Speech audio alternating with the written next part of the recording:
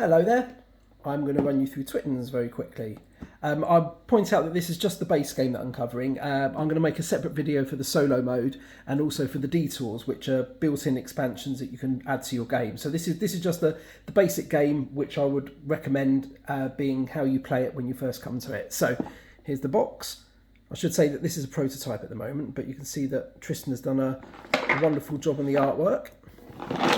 So they thread the suburbs like veins, connecting houses, allotments, playgrounds and roads. Across the 4 seasons, create the most vibrant and flourishing Twittens before tea time in this gentle game of tile laying and luck pushing. So that's it in a nutshell. Put that to one side. Now, the components for the basic game, and again, there are other bits in the box that are for solo and for the Detours, but just for the basic game, you have your 4 seasonal bimble decks. Now, bimbling is an old Sussex word for walking around without much aim or objective, and it's something I enjoy doing very much. So these act as personal goals. You'll have a hand of these for each season. You get some say in how many you can have in your hand, but bear in mind that some bimble cards you don't complete will cost you points rather than scoring them. So for instance, if I can get to crossroads or junctions anywhere in my Twitten, I'll score 5 points, but if at the end of the season I don't have that, then that card will cost me 5 points. So there's a selection of cards, all kind of seasonally themed. And then of course we've got the Twitten deck. So this is what you'll be laying and adding to each turn. And Twitten tiles are made up of various features. There are amenities like schools and playgrounds, allotments and substations. There are also transport links like railways and roads.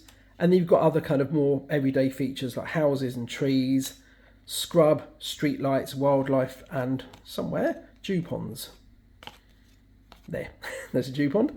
So these features that will pop up in your Twitten as you build it will help you score your bimbles, but also score your points in their own right. So what I'm going to do, I'm going to set up for a game and then just show you how a season works. So the 4 season decks are just put to one side in seasonal order. So you play the game from spring through to winter, and then you give the Twitten deck a good shuffle, and then place it face down. You draw 2 tiles from the top of the Twitten deck and place them face up, and these are called stacks. Tiles will be added to and taken from stacks during the season. So each player will take 3 bimble cards, and you'll also take 2 Twitten tiles into your hand. So the bimble cards are your objectives, and you can choose to keep either 2 or 3 of them. So you can keep all 3, but you must keep at least 2. And these 2 tiles, you'll keep one of these as your favourite place for the season. So it's a good idea to look at what you've got on your bimble cards and what you've got on your Twitten tiles. So in this instance, if I were to keep these 2 bimbles for the season, there's quite a lot of trees going on. So that tile could be very useful. So I'm going to keep that face down as my favourite place. I'm also going to keep... I'm going to be brave. I'm going to keep all 3 of these bimble cards, knowing that any I don't complete will cost me points. So again, face down in front of you. Any cards and tiles that you don't keep are just shuffled back into their respective decks, and then the game starts. So, and these cards will be kept hidden at all times from other players, but you can look at them whenever you want. So on your turn, you've got a choice of 3 actions. So you do one of these actions and one only. You can either take the top tile from either stack and add it to your Twitten, or you can take the top 2 tiles from the Twitten deck, add one to your Twitten, and then place the other one on top of either stack. Lastly, and you can only do this once a season, you can add your favourite place tile to your Twitten. So each turn you'll be adding 1 tile to your Twitten, and then you decide if you're going to go home for tea or not, and I'll explain that in a minute. So each player also has a time for tea token, so you can just put there in front of you. Daytime up to show that you're still in play. Once you go home for tea, you flip it over. So I am going to, just for ease, because I don't have enough hands, I'm going to keep these face up so you can see them. So I'm going to take 2 tiles on the top of the deck. Okay, you know what? I'm going to keep this cul-de-sac. It does limit my options, but my favourite place is a junction, so I can kind of open up my possibilities there. And actually, you know what? I'm going to preempt doing so and move these bimble cards out the way so we've got a bit more space. tile laying games always look quite compact, don't they, until you start laying them.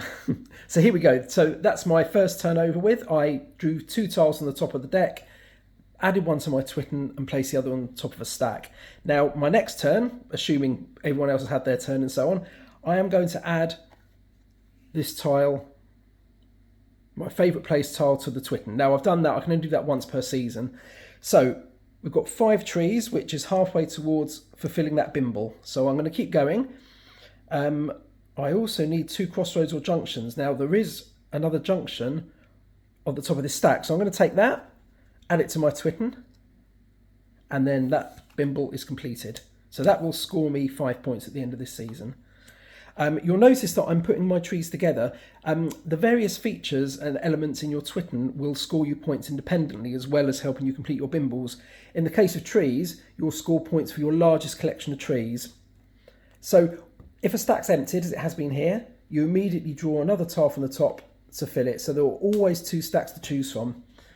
So 2 trees adjacent to scrub, that's kind of doable. And there's some scrub here. So I am going to, no I'm not, because I can't add it to either end and make that adjacent. So I'll take 2 more tiles on the top of the deck. That's more like it. So 2 trees adjacent, no hang on, sorry, that's 1 tree adjacent to scrub. I'll put it here. This might tell you why I always lose this game. So I now have 2 trees that are adjacent to scrub, so I've also completed Blossom Wind. Now, now I've shown you a few turns in sequence, I'll explain to you what the various features do. Now, first off, houses. This is kind of like the crux of the game, really, because you score points from houses, but you don't want to go over your house limit. If you go over your house limit, you've effectively arrived home and you have to go home for tea. So you'll score a point for every house in your Twitten, but if you do go over your limit of 7 houses, then you've effectively gone bust and you have to go home for tea. But after laying a tile each turn, you can decide whether you want to go home for tea. So if you start to feel you're pushing your limit a little, you can opt to go home for tea and sit out for the rest of the season. Now, you'll notice this thing here is a substation. This increases your house limit up to 8. So if you've got any number of substations in your Twitten, you can have 8 houses instead of 7. So, at the end of each season, you'll score for all the various elements in your Twitten. So I'll go down them to help you make sense of what you'll be finding there. So houses, like I say, you score 1 point per house. So if at the end of my season I've got 7 houses, I'd score 7 points. Trees, you score 1 point per tree, but only in your largest single collection of trees. So this would score me 5 points, but I wouldn't get anything for that. So that's a reasonable spread. Now you'll also notice that tiles have got different amounts of street lights on. Some have got 1 or 2, some have got none.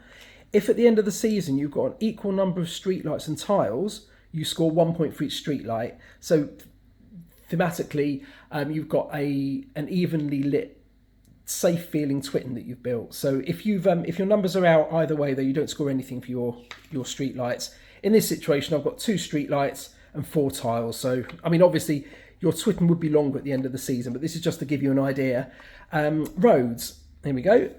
If you've got a road at the very end of your Twitten, it'll score you 5 points. If you've got a road anywhere else in your Twitten, so effectively if you have to cross the road to continue your bimbling, then it's not worth anything. However, if it is at the end of your Twitten, that scores you 5 points. Now railways, we haven't seen any of these yet.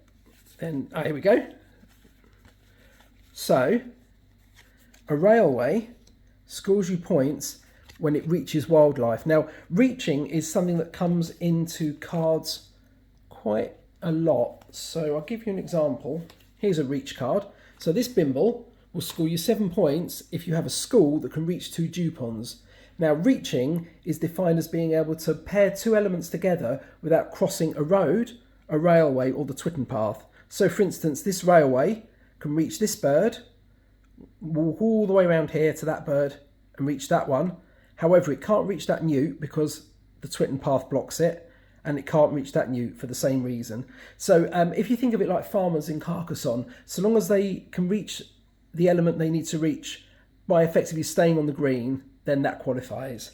So at the end of the season, you'll tot up points for each wildlife your station can reach and record it on your score sheet. Now, allotments and playgrounds. Here's an allotment, and a playground is here.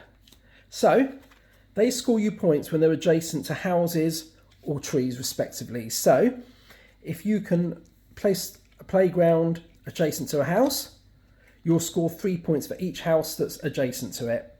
These aren't adjacent because the Twitten path breaks adjacency. So in the same way it breaks being able to reach, it also breaks elements being adjacent to each other. So in this situation, your playground would score you 6 points. And if you were able to curve around behind it, then it would also score for that house as well. So this playground would score you 9 points, 3 for each adjacent house. And allotments work exactly the same way, but with trees. So for each tree adjacent to an allotment, you'll score 3 points. And again, recorded on your score sheet. Now, bimbles. You will score points for each bimble you completed. So let's say I completed Maisie Muse and Blossom Wind. That scores me 11 points. So I record that on the left-hand side of the bimble row in my score sheet. However, if I didn't complete Evergreens, I would have to subtract 5 points, which would give me a total of 6. We're not using the ice cream van and we're not using byways because they are two of the detours, which I'll explain in a different video.